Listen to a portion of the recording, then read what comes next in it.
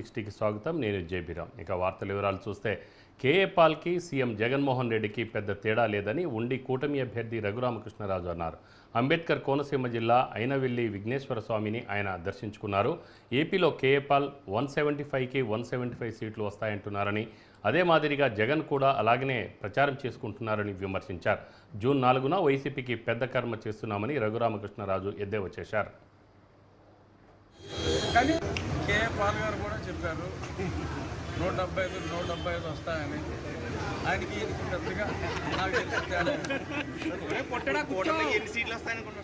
తక్కువ వస్తే 125. మరి ఆ తర్వాత మన జరిగిన ఎన్నికల ట్రెండ్, ప్రజాస్పందన, రాత్రి 10 అయినా 11 అయినా వారి ఓపిక చూస్తే ఇంకా పెరిగే అవకాశాలు అయితే ఉన్నాయి. కనీసం అయితే 125 స్థానానికి తక్కువగా. రాష్ట్రంలో రామకృష్ణారెడ్డి గారు మరి అన్ని దారుణాలు చేస్తే కూడా ఎన్నికల రిగ్గింగ్ అరికడటానికి రామకృష్ణారెడ్డి వెళ్తే ఇన్ని కేసులు అని చెప్పి సాక్షిలో వాగ్పోయారు. ఇంకేం చెప్తాం? కంచే చేరిపేసినట్టుగా ఉన్న వ్యవహారం. అంతే 4వ తారీఖు యువజన శ్రామిక రైతు కాంగ్రెస్ పార్టీకి పెద్ద కర్మ నిర్వహిస్తాం. ఆ కర్మలో మరి అందరూ కూడా పాల్గొన్నారు.